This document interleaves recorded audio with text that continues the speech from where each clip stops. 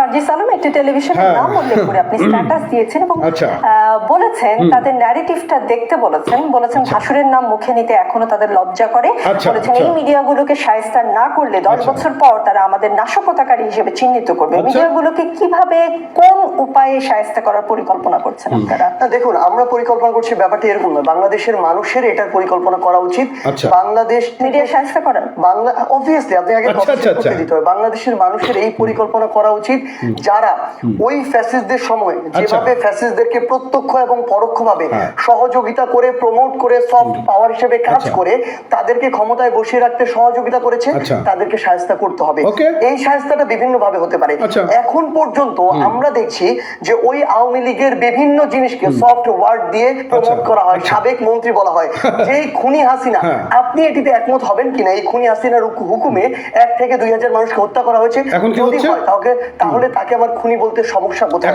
কখনো বলা হয় না, বলা হয় সাবেক প্রধানমন্ত্রী শেখ হাসিনা কিংবা শেখ হাসিনা। আমাদের জায়গাটি খুব স্পষ্ট। যে মিডিয়া আজকে আমরা এখানে যে মিডিয়া রয়েছি, এই মিডিয়াকে অভ্যুত্থানের সময় মানুষ মাথায় তুলে নিয়েছে। বাংলাদেশের মানুষ এই রেসপেক্টটুকু দিতে জানে। আমরা আমাদের জায়গা থেকে এটিও বলছি, যে মিডিয়ার মতো কাজ করবে না, তার প্রফেশনালিজম শো করবে না, সেই মিডিয়া ক্ষমতার দিকে ছুটবে সফট পাওয়ার হিসেবে স্বৈরাচারকে প্রমোট করার, কিংবা যারা ধীরে ধীরে আসলে স্বৈরাচার হয়ে উঠতে চায় তাদেরকে প্রমোট করার চেষ্টা করবে।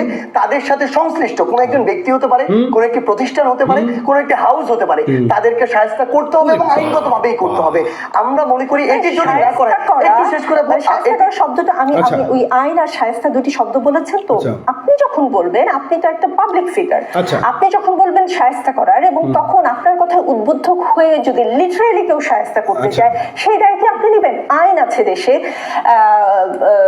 গণমাধ্যম কমিশন আছে, সেখানে না গিয়ে আপনি বলে দিলেন শায়েস্তা করার কথা? না, অবশ্যই। দেখুন, আমার চোখের সামনে এরকম জিনিস একটার পর একটা হতে থাকবে, আমি যখন কিছু প্রতিবাদ করব না, এই কথাটি কিন্তু আজকে থেকে 5 মাস আগে বলেনি, অভ্যুত্থান পরবর্তী সময়ে কিন্তু ধীরে ধীরে বলা শুরু করেছে। যেই অভ্যাসটি আজকে থেকে 6 মাস আগে তাদের ছিল, অর্থাৎ যখন আমরা কথা বলছি না, খুব ভালো সাজছি, তখন তারা ধীরে ধীরে এই সুযোগটি নিচ্ছে।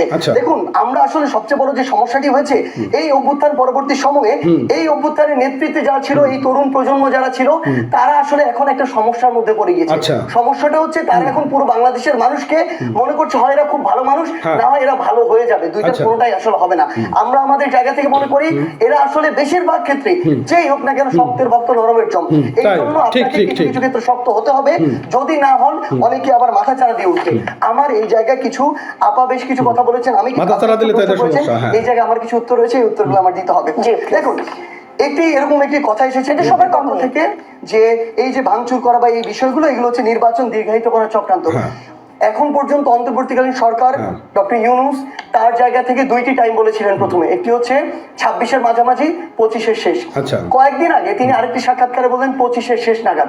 বৈষম্য বিরোধী ছাত্র আন্দোলন বলেন, জাতীয় নাগরিক কমিটি বলেন, এই অভ্যুত্থানের যারা নেতৃত্বে ছিল তারা বলেন, কেউই এই সময় নিয়ে কিন্তু প্রতিবাদ করেনি। তো আমরা যদি ওই ক্ষমতাকে দীর্ঘায়িত করারই চিন্তা করতাম বা অন্তর্বর্তীকালীন সরকারকে, আমরা এই জায়গায় প্রতিবাদটি জানাতাম, যেটি জানাইনি।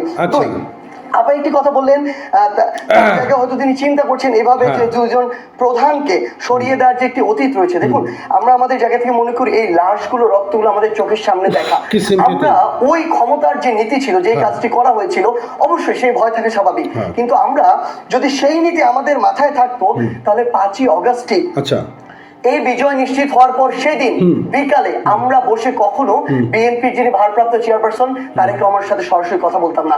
সেদিন ওই বৈষম্যবিরোধী ছাত্র আন্দোলনের নেতৃত্বে যারা ছিল, তারা যেটা করত এটাই বাংলাদেশের মানুষ মেনে নিত।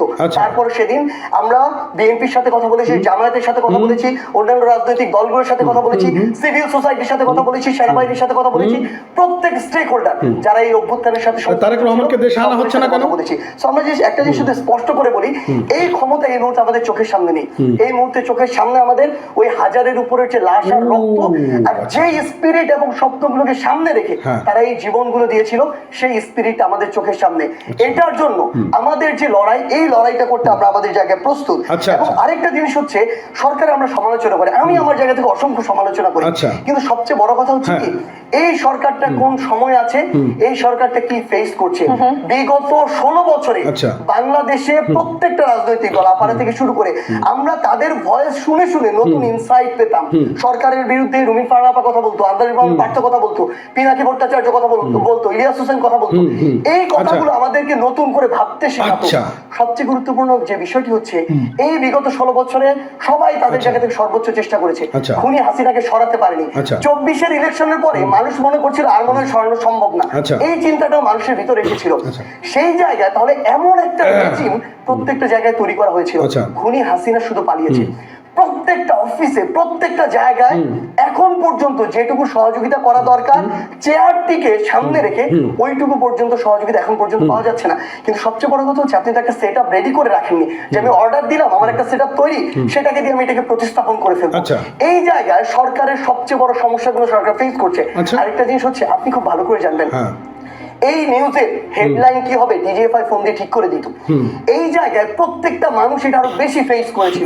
মানুষের এতদিন ধরে মুখ বন্ধ করে রাখা হয়েছিল, সেই মানুষগুলো এখন কথা বলতে পারে। আমি সেটা শেষ করে 30 সেকেন্ড নিব।